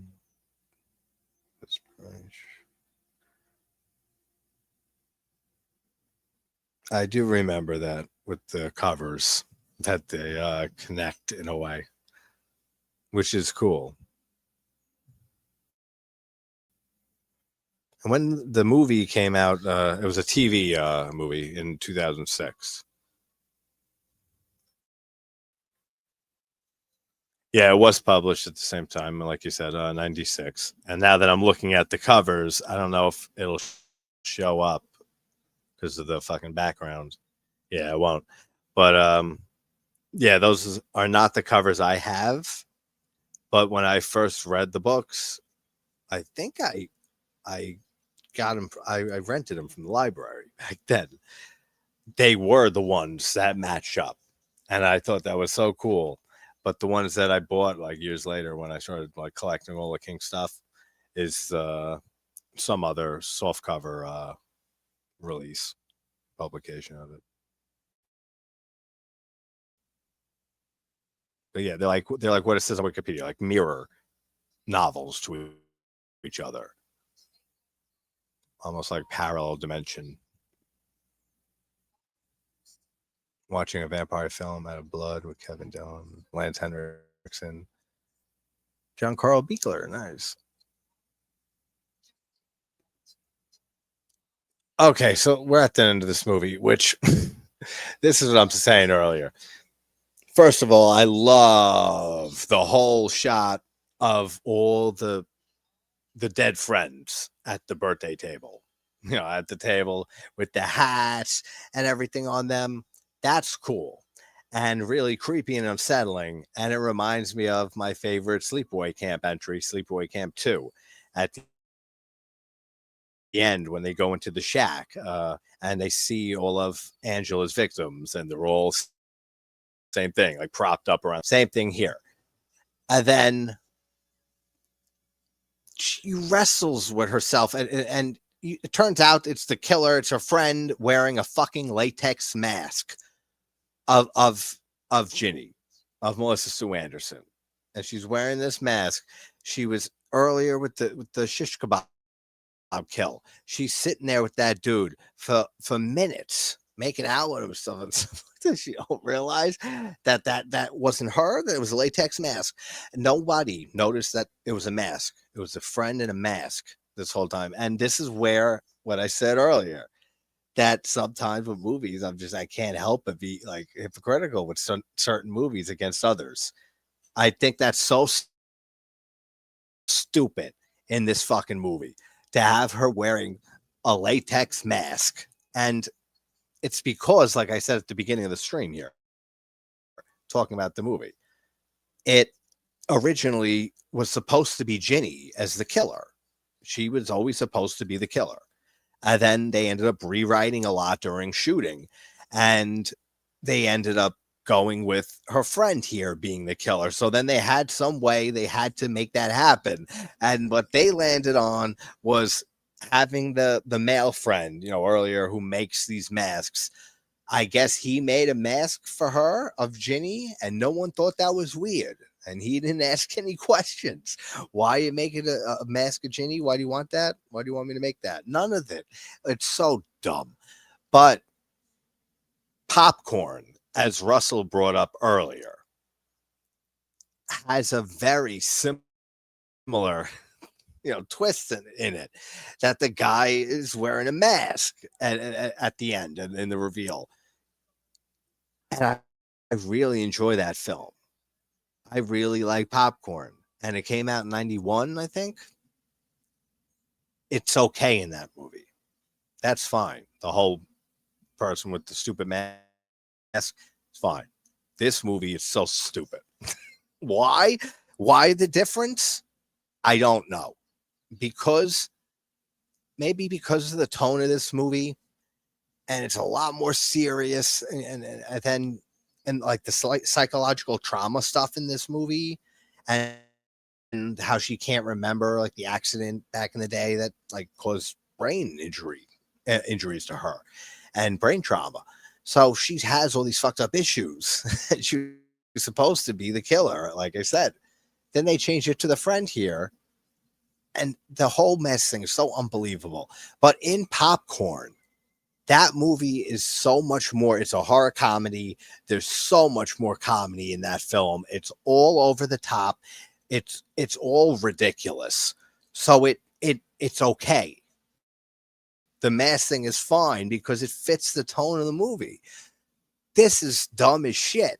And I've always said that with the end of this movie, even though I do love the ending of this movie. Besides that, like when the father comes in right here and sees her and says, like, what have you done?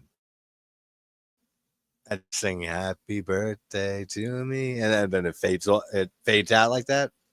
That's creepy. Right here. To me. Happy birthday, dear Ginny. I forgot what she said. To me. Great ending. I mean, that's creepy. I always thought that was. But the whole mask thing is beyond stupid. But it's fine. Popcorn. So, I mean, there's just so many things in any art, music, TV, art, actual artwork, paintings, anything like that. Things that annoy me in certain things and don't in other things. And I can't fully explain it. Sometimes I can, sometimes I can't. Just like, I don't know, there's a